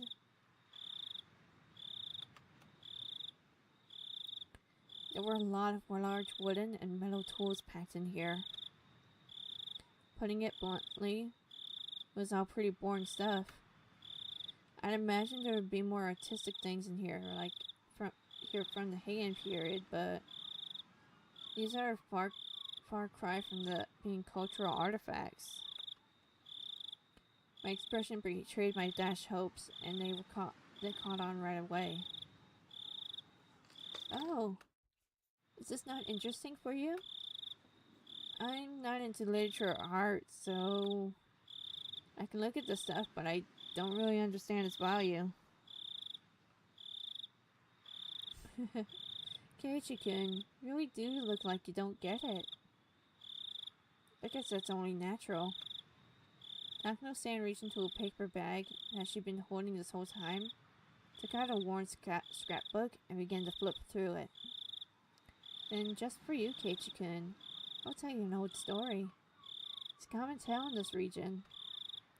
If you go to the library, it would be even beyond the recommended reading list. 1,656 pounds, 750 kilograms. Damn. Telling stories in such a dark, creepy place. She must have a horror story in mind. Shion's face belied nothing but calm. If she had the same personality as Mion, she'd have found fault in me with being scared. I'll endure it for now and pretend to be calm. Okay. Alright, I'll read it. After confirming that I was going to be quiet and listen, she began to speak softly like a kindergarten teacher reading a picture book. Long, long ago, in a certain village in the mountains, there was a swamp. This swamp was very, very deep. Some even called it bottomless. People said that it was connected to hell, the land of demons. Rumors said it was deeper than the ocean, and that anyone it swallowed would sink to the underworld, a bottomless swamp. Its name was Onigafuchi. Wait. Got back to the story I heard yesterday about sacrifices sinking in the bottomless swamp. Could it be that the swamp she's talking about? So then the village was Kimizawa, right? Catch on quickly. That's right. Though it was a Onigafuchi village at the time. Yeah, was able to flip him and he tumbled down. That's hilarious. Onigafuchi village. That's a pretty auspicious name. It evokes quite the image, doesn't it? I hear that the name was changed in the Meiji period. The name of the swamp next to hell was Onigafuchi, which meant Demon's Abyss. The true name of this village, Himizawa, was Onigafuchi Village. The villagers belonged to that abyss, or to hell, in other words. They lived their lives worshipping the swamp set to climb to it. Then one day, demons began to appear, one after the other, demon in the swamp. The villagers feared that hell was overflowing. The demons mercilessly attacked the villagers. They could only watch in fear. They could do no more than to hide themselves and tremble. So did someone exterminate them? Unfortunately, there's no Momotaro or Superman in this fairy tale. Then, did they get the whole village together to fight them? Heavens no. The villagers aren't nearly strong enough to fight on equal terms with demons. Then the only recourse would be to flee the village. They couldn't do that either. The villagers, it was their beloved homeland. It didn't matter how terrifying the demons, they wouldn't run away so easily. There was even a cute art, which you can find on her stash post, showing her comforting Mr. Psycho after battle. Oh, nice. Back then, I found this art cute and adorable. Oh, okay. Then what did they do? When they just get wiped out?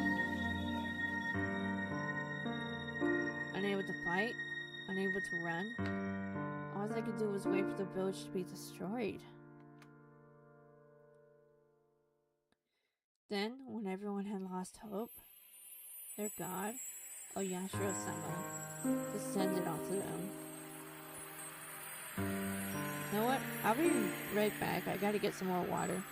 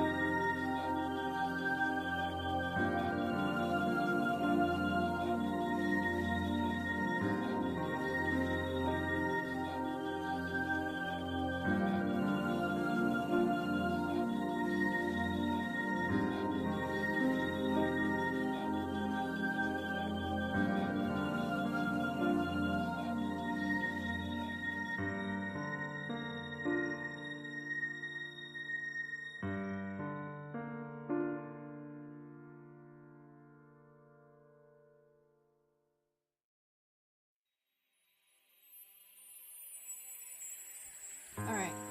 I'm gonna try to make it through, like, the rest of the chapter. Try to...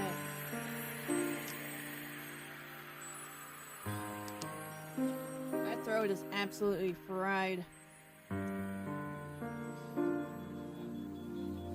The two art that went unused. One show her drinking from a cup on the Chaos 2. Second showing art of her head.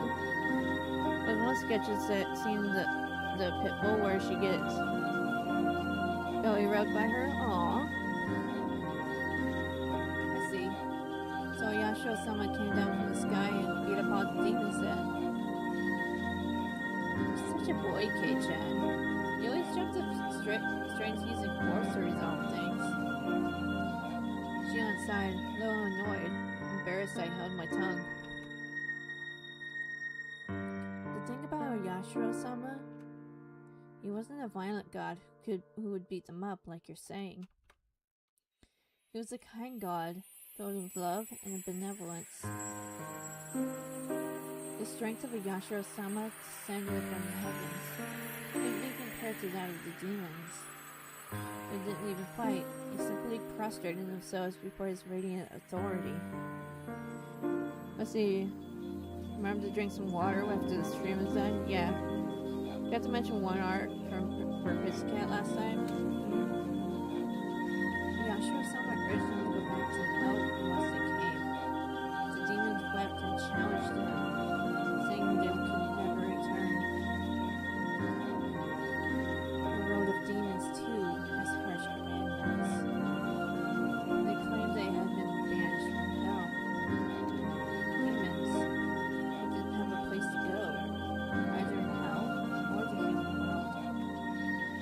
Of course, they were at fault for attacking the village.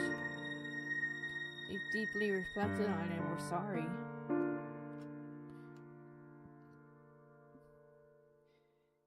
Pussycat showed a tattoo of Razor with an X on her back, with Razor looking confused.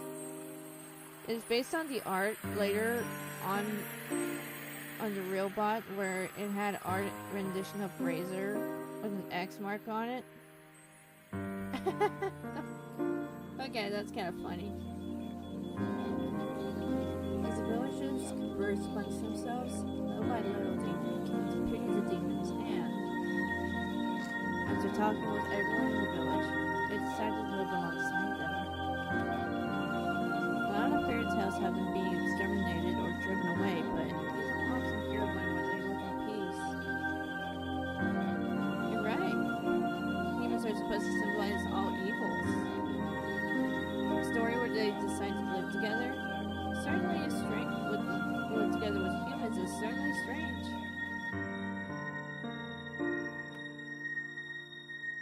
When the demons first heard the villagers' invitation, they doubted their ears, but soon burst into tears of joy. The villagers have given them a place to live. It is said that in payment for this good deed, the demons shared their many kinds of power and secrets with the villagers.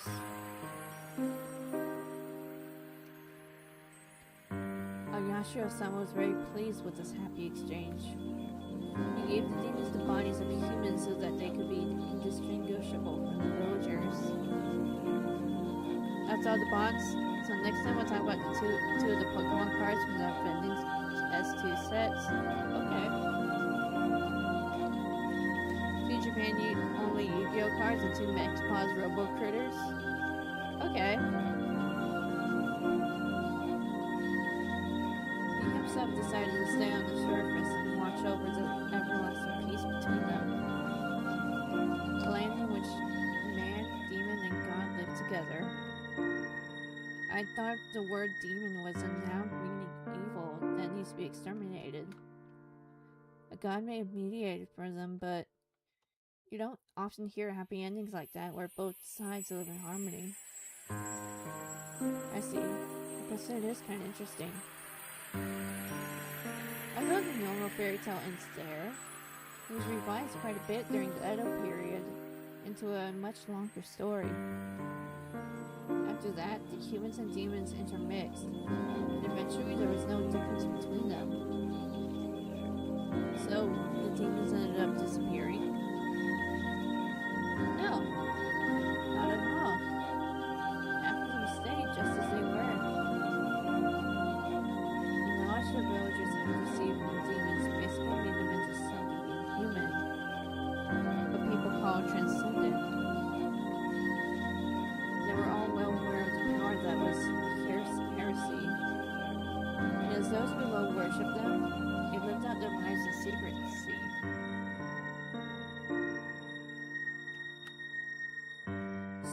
This story is the root of many derivative tales and pieces of fiction. It's the foundation, the basis. What do you mean by root? She means the part about the villagers having demon blood. What I mean is, all the legends from around here are based on the premise that the villagers are descendants from demons. There was a hint of amusement in Shion's face as she said that. It was like she wanted to say she too had demon blood in her. Is there any proof though? Maybe it's something rooted in historical fact beyond just fairy tales. Oh, my Barkin. Then do you believe that demons really did come out of the swamp and bred as humans? Well, it's not that I don't believe it, but she said demons. She meant the ones from hell, but in ancient Japan, the word wasn't necessarily used to denote only that kind, right? The more well-known use involves the drifting foreigner theory. As the story goes, Westerners who were shipwrecked in nearby seas had such remarkably different customs that they were called demons. The Japanese people were relatively similar in appearance to other Asians, but everything about those from the West was different. Their physiques, their faces, and their skin color. In Japan, terms like red demon and blue demon evoke images, especially of Westerners. Wow. Lacking skin pigments, Westerners would stumble easily to red. This is like getting weird, but I guess it does. I guess this is kind of true for back then. Now back to watching the Muppets movie.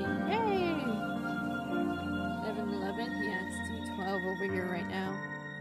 A handful of accidental aliens would drift into Japan and came under persecution, being called demons. They would flee into the mountains to survive, turn into bandit groups, and attack villagers for food and the like. How does that explanation sound? Maybe it's a bit childish. Kafka gave me a weird smile when, having come to such an impromptu hypothesis, and consciously followed up with self-depreciation. Still, she didn't smile as if to make fun of me. It's not ridiculous. There are a lot of people who subscribe to the drifting foreigner theory. Even so, nobody actually knows what happened.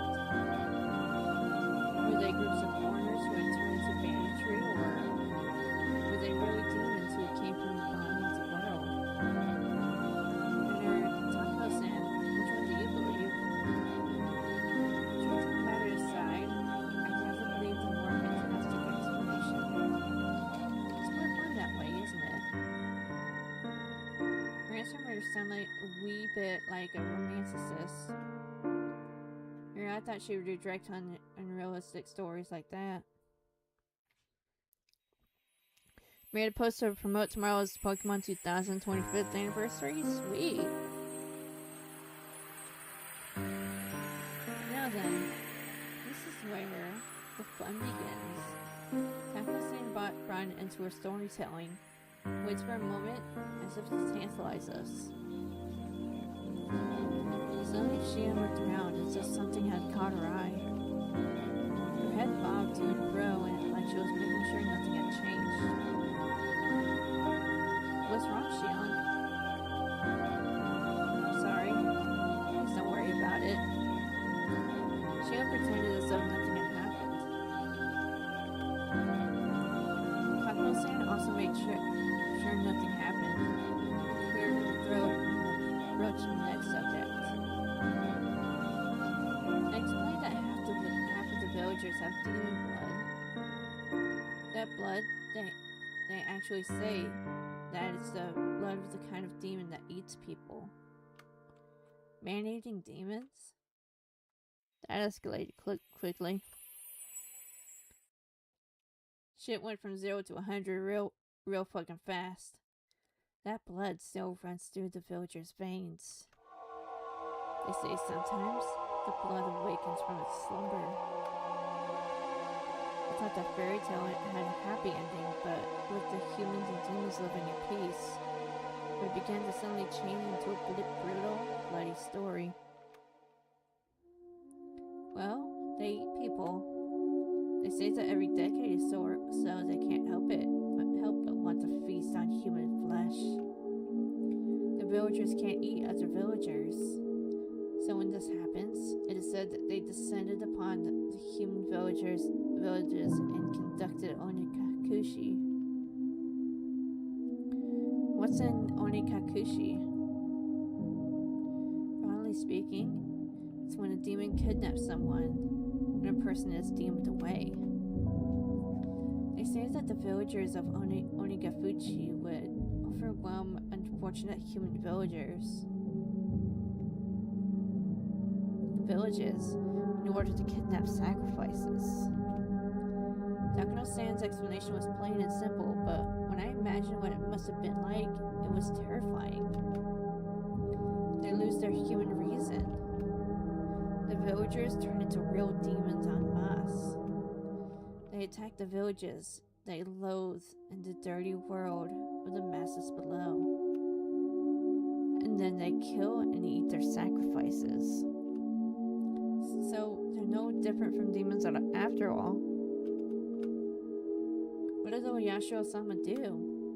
Wasn't he supposed to be staying in the village and watching over them? Oyashiro-sama knew about it, of course. Onikakushi isn't indiscriminate. The villagers apparently never kidnapped anyone other than the sacrifices decided upon by their god. In the text, it's usually 1 or 2 people. A village inhabited by those both humans and inhuman. It was like a heartwarming episode's color had inverted like negative film. Revealing the painful and ugly truth. So on the nights when they raided the villages, they would feast on their kidnapped sacrifices, which is why the nights came to be known as Watanagashi. Watanagashi? Tonight's festival was Watanagashi. I couldn't just reconcile with the fun festival with the horrible tale Takuno-san was telling me. Watanagashi? Well, wasn't it about giving thanks to photons we use over the winter or something? K-chan, Wata has another meaning, you know? It means entrails. Shion, who had been silent up until now, spoke up. Yikes, Entrails. Oh yeah, I guess that's true. Like, fish guts. Wait, what? Like a jigsaw puzzle, the fun times I had today, and Takano-san's grotesque tale clicked together in my mind. Watanagashi. So... gut spilling.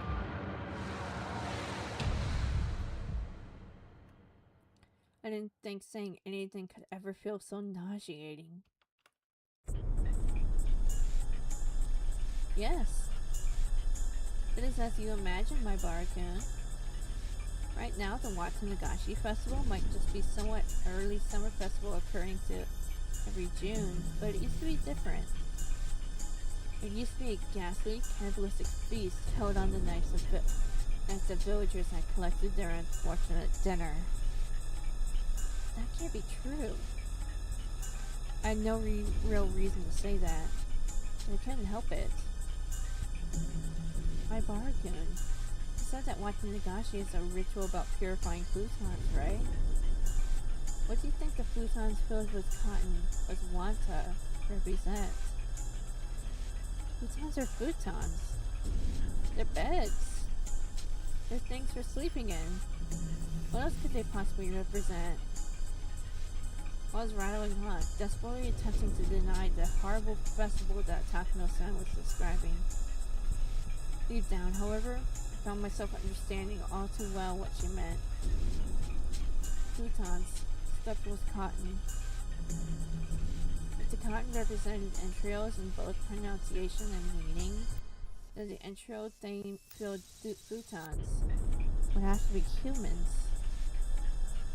Why don't you think back to the offertory dance Rika-chan performed? Do you know what she was doing up there? No, I don't. I didn't even watch the whole thing anyway. Shh. Hey Chan, you're getting too worked up. Mia grabbed one of my ears, reminding me that this wasn't somewhere I should raise my voice. Even so, I still can't suppress this agitation I feel. Rika-chan was carrying the festival home. Probably realized it already, but that's not a hoe for plowing fields. It's a tool for dissecting human bodies. I didn't see it dance all the way through, so I don't know what kind of performance Rika-chan was putting on after I left. When I told this to Takano-san, she kindly explained Rika-chan's dance to me. To summarize what she said, after what I'd seen, Rika-chan would pierce the futons with that hoe, cut them open, and pull out the cotton inside. She cut the cotton out one bit at a time, set it afloat. That's the kind of ritual it was. Broadly speaking, it was quite the bombastic ceremony where they rip out the guts and throw them into a basin. And then the ritual was over. It's thought that afterwards the villagers of each with a different role dismantled the flesh piece by piece and feasted upon it. At Takano-san's strangely happy giggle, I felt, for some reason, violent displeasure. Rika-chan, every day during our lunch break, she'd take a rice-pounding mallet into the schoolyard, and she'd work so hard sweating bullets to practice for the offertory dance she had done today. All that effort, all that work, Takano-san disgraced it. Even though she worked so hard to practice for today. Takano-san, I think you should choose your next words more carefully. Kyo-chan is pretty naive, so please don't tease him so much.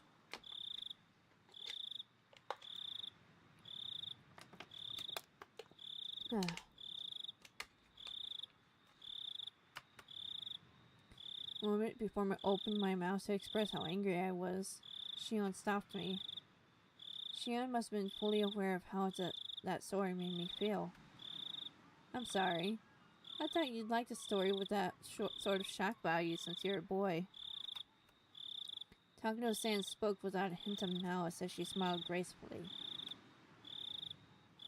After hearing all that, did you figure out what kind of stuff is in the storehouse, Kate-chan. See? Look. Shion pointed out one of the walls vaguely illuminated by the lantern's light. There was...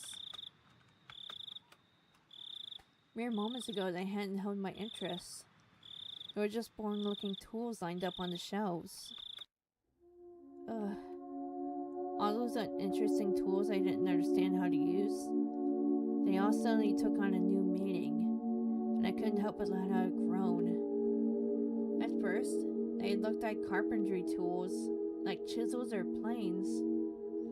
However, when I thought back, I'd seen pictures of these sorts of tools before. Yeah, they came up in a Japanese history textbook. On the page introducing the Katai Shinsho, or the new text on anatomy. These sorts of things, they're printed realistically in the literature of Germany, capital of the medical world. Those aren't carpentry tools. These strangely shaped tools, they're for dissection. Everyone knows that in the Edo period, they would dissect corpses of those who had been put to death in order to gain knowledge about Western medical techniques. Illustrations of the dissection tools they used at the time came up in the textbook supplement. The things hung on this wall all looked exactly like those tools. If you want a scarier way of looking at it, think of them as cooking utensils. Hee. Takano-san, holding the lantern, the only light source in the room, led us along the wall.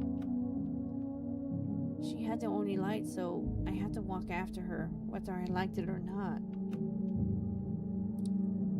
Look.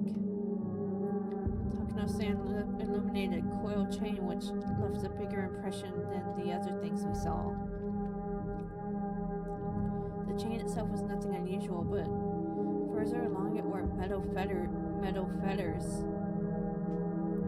They were like hinges, clearly meant for binding people. Kei-chan, look at that. Shion tapped me on the shoulder and pointed to a restraining table that was clearly shaped like a person. My spine froze. My blood felt like it was turning into sherbet as it crawled up my back. On each of the joints, there were things like chains and iron balls attached. It was like the table was searching for its next sacrifice, ready to spread their arms wide and close them in. It's probably a chopping block. I think you strapped the sacrifice down and prepped them for eating. The words chopping block sent a jolt through my body. When I looked more closely, there were many dark slices carved into it, as though from a knife or a saw. They were the most clear-cut signs of usage you could ask for. It proved these tools weren't just for show. They were used for their original purposes. If someone was strapped tightly to onto this table, they probably wouldn't be able to move even a muscle. Their guts would be defenseless. Take one of those eerie-looking cooking knives lined up over there, and stab them with it. Then you slice open their belly and dissect them. I'd heard the stories, but this is incredible. Before coming here, Shion had mentioned she had a good guess of what was inside, but it seems to have exceeded her imagination. There's still more. How about it? More fascinating than a wax museum, isn't it? Takano-san had this happy expression like she was visiting a toy store for the first time. I don't get it. This Mio Takano person has nerves of steel. Are these bizarre, grotesque objects that fascinating to her? I, for one, was not enjoying myself. I'll be frank. This was all too weird for me. Still, there was something even more horrifying than all of this. That would be none other than Takano-san herself. Takano-san, holding the lantern, giving off such a thin beam of light. If she suddenly turned it off, then what would I do when the next moment everything went totally dark? That's why I was scared. Takano-san had the only light. And anyway, I was scared. At some point, Shion started holding onto my shirt sleeve. It was a little annoying to walk like that, but I didn't shake her off. That minor sensation allowed me to feel the presence of an ally here and now. Before we had even walked halfway through the storehouse, the air I felt on my skin changed completely.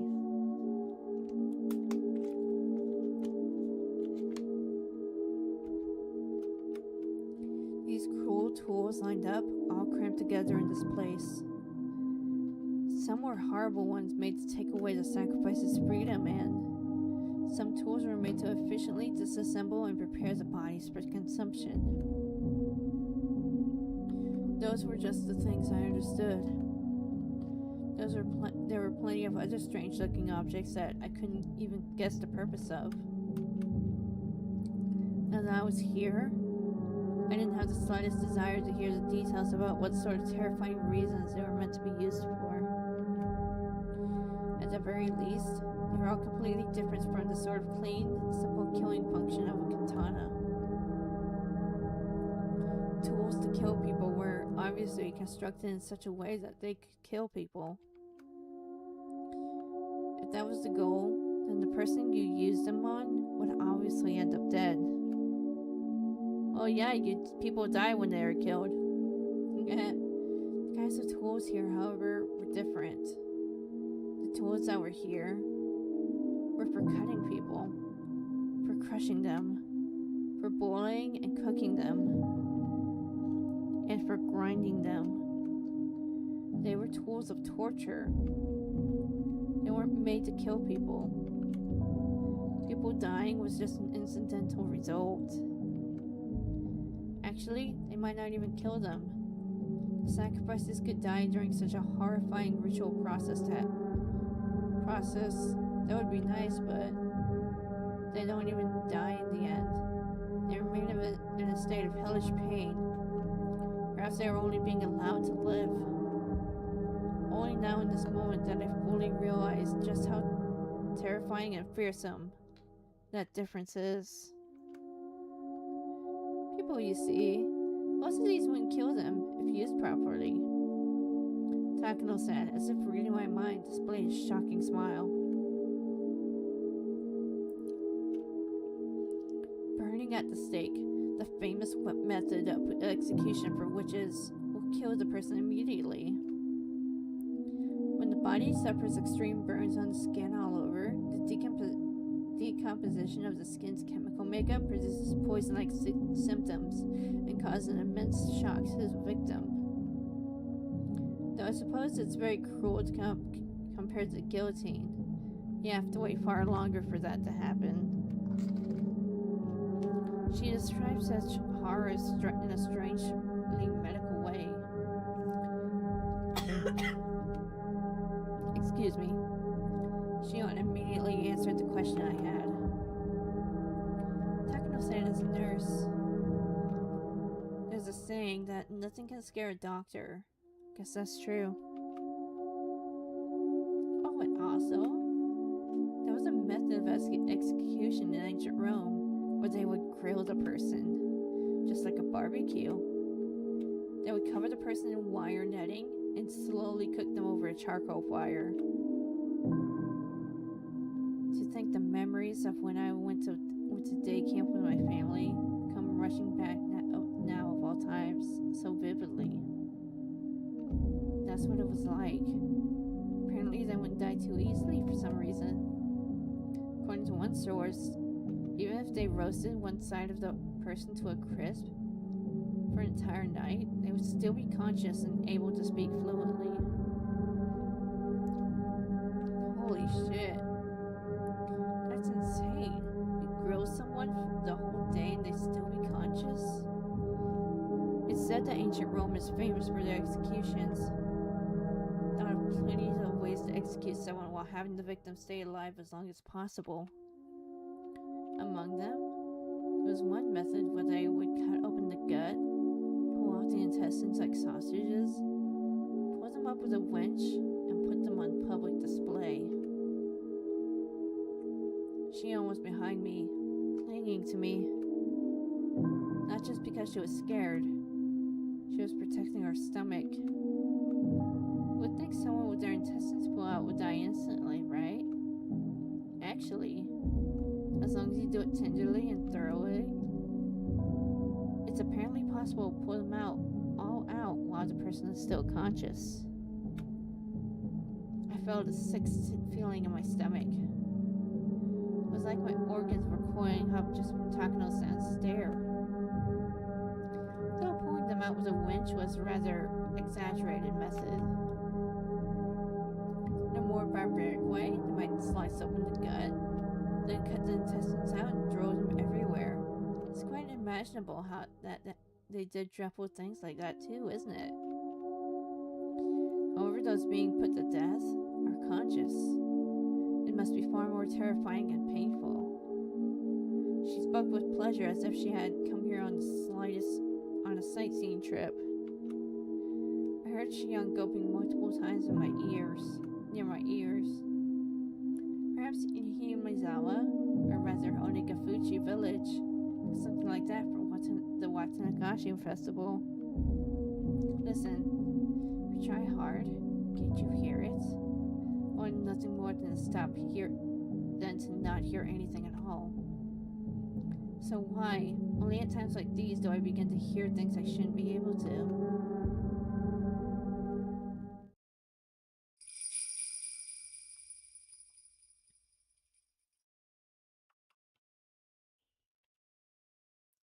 Takano-san, having realized she scared Shion and I enough, at this point smiled soothingly. Then she turned on her heel, raised the lantern, and began to walk again. If Takano-san left us here, we'd get even further away from the light. Shion and I, no matter how scared we were forced to follow Takano-san on her field trip through the ritual storehouse. Ooh, I'm starting to feel dizzy. I suppose we've seen a bit of everything. See? This place is interesting, isn't it? She says, raising the lantern high in the center of the storehouse. The dim lighting didn't change, but for some reason, it felt like I was able to see all of those horrible tools at once. Kei-chan, look up. Shion stammered while grabbing the nape of my neck. I couldn't tell because it was so dark, but there were a lot more tools hanging from the ceiling as well. They all looked like they were made of iron bars. And then I figured it out. Cages. For cages, they were very small. Cramped cages just for one, like a casket. Got locked up in there. No, you wouldn't get locked up inside it. It was another tool meant for restraining people, so the iron bars would squeeze you tightly. So many big and large things of all shapes were hanging down. Takano-san's method of execution like wheeling crosses my mind. We weren't just surrounded on all sides by these terrifying instruments. Things crowding the ceiling were even hanging over our heads. There are many of these sorts of bird cages among European torture devices. I'm surprised to see them in Japan as well. Kei-chan, is there something in there? Person? A mummy? Where? Shion desperately pointed to one of the human-sized bird cages hanging from the ceiling, but I couldn't tell which one she meant. Being that dark, there wasn't any way you could tell something was there in the first place. I don't see anything. You sure you're not seeing things? Shion didn't seem convinced, but without means to confirm for ourselves, we can do much but wonder. My Barakun, after seeing this, have you come to believe in all of it? The countless terrible rituals passed down in Hinamizawa. Got nothing to do with believing them.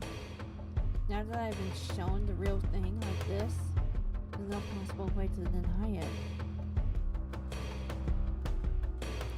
Even the nations of Europe, with all their beautiful landscapes and legends, were like a maelstrom during the terrible witch hunts in the Dark Ages. It's well known that the era gave birth to countless gruesome forms of torture and execution. Japan was the same way.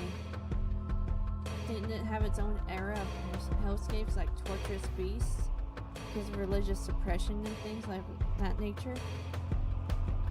Hinamizawa itself had such a period. It had that much history behind it. Even in Europe, going with witch hunts that was all far in the past, no more than a series of historical events. In this age, nothing that abnormal would ever happen. That must apply to Hinamizawa as well. Just as Europe had its dark age, Hinamizawa had one too. That's how this should be taken. Even if these things all really happened in Hinamizawa, they're all long past.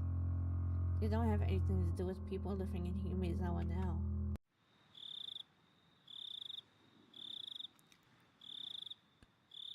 Okay, I gotta stop here. My voice is absolutely fried. Let me save.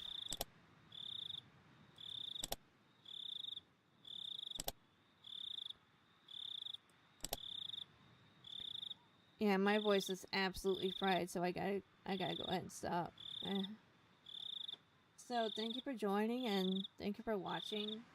Like, comment, subscribe if y'all want to. And I'll see y'all next time. Bye!